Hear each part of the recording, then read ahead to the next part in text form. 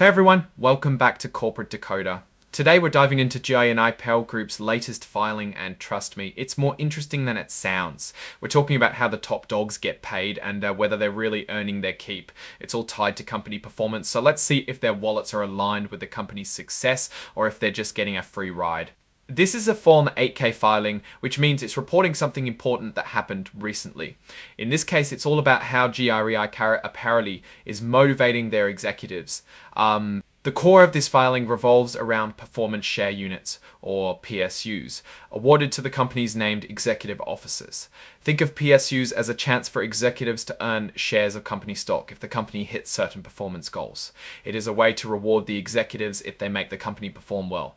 These goals are designed to push the executives to make smart decisions that will benefit the company in the long run. Let's talk numbers. Maurice Goldfarb, the chairman and CEO, received 141,000 and president got 101,000 on 100 and got 110 PSUs. Jeffrey Goldfarb, executive vice president, received 39,201 PSUs.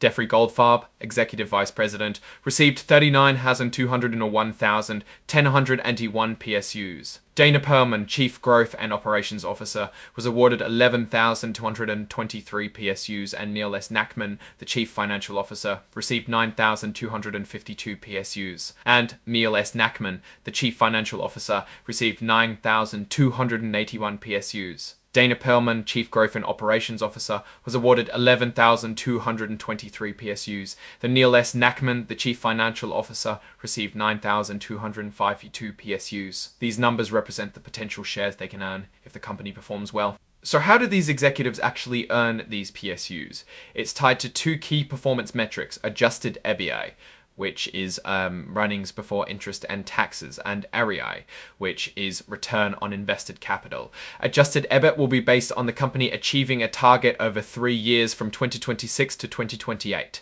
These metrics are ways to measure how profitable the company is. The other part of the equation is ROIC.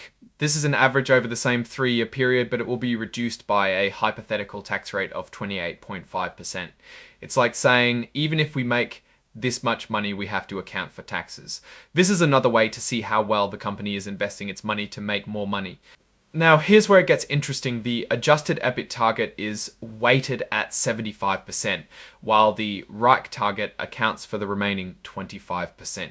This means that the majority of the executive's potential payout depends on hitting that adjusted EBIT target. So out of everything that the executives could get, the majority comes from the adjusted EBIT target.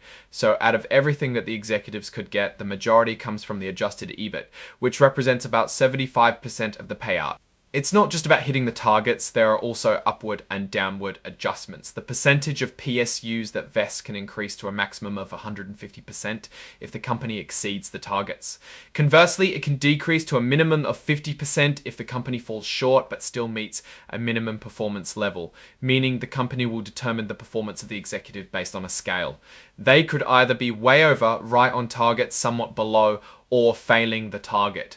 If the executives actually earn their PSUs, they'll receive the shares on or within 90 days after April 1, 2028.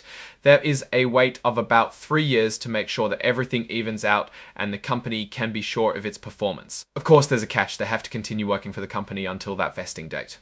So what does all this mean for Giant and APPAREL Group? On the one hand, it's great that the company is incentivizing its executives to perform well. It's important to give incentive to the top executives, because if they do well, then so does the company. The executives are rewarded based on how well they are performing, but on the other hand, it's always a risk tying executive compensation so heavily to specific metrics. It could encourage short-term thinking at the expense of long-term value creation. Are these metrics really the best way to measure the company's success?